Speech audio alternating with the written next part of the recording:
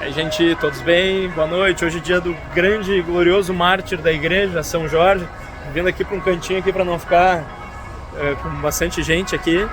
Então, realmente a igreja está explodindo aqui, está lotada. Muita grande devoção a São Jorge aí nesse dia 23 de abril.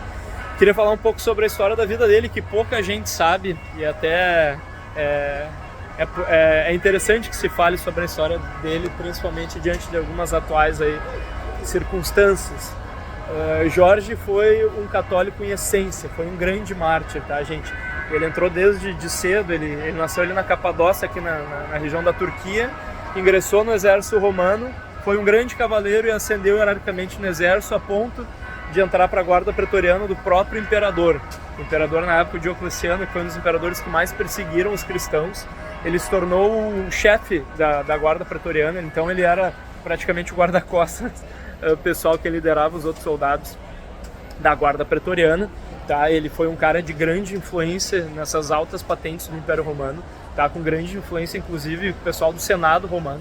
Tá? Então ele realmente foi um cara fora da curva em relação de influência. E ele foi católico desde criança. A mãe dele era muito católica, passou a fé católica para ele, num período em que, quando se descobria uma comunidade de católicos, os soldados iam lá e matavam o padre, degolavam o bispo e prendiam e torturavam as pessoas e obrigavam elas a dizer que elas não amavam a Jesus e amavam a Deus e que teria que fazer rituais e acender incenso aos deuses pagãos e aquele monte de demônio que eles ficavam invocando ao próprio imperador. Então vários caíam, vários renegavam a Cristo e eram deixados libertos, enquanto outros eram martirizados.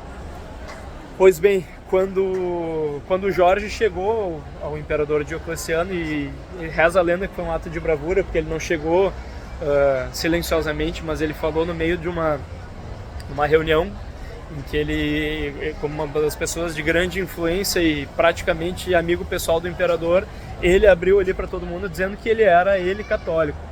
Naquela época até o Diocleciano tinha ele tinha feito o edito contra os cristãos, que era um edito que, além de perseguir os cristãos, formalmente também perseguiu os cristãos dentro do exército romano. E Diocleciano ficou enlouquecido porque começaram a agir não só perseguindo os católicos, mas dentro do próprio exército, e ele se declarou como uma das pessoas mais importantes da própria guarda pretoriana. Ele se declarou católico.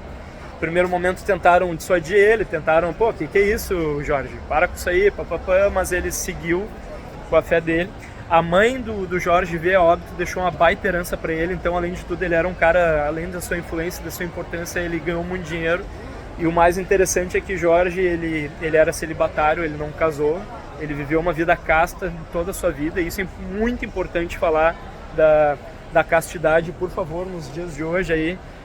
Só em falar em castidade, o pessoal de fora da igreja acha que está falando em coisa de um homem sensível, de uma frescura. Imagina que a gente está falando de um homem de um alto nível de virilidade, mas que conservava a virtude da castidade, um grande cavaleiro.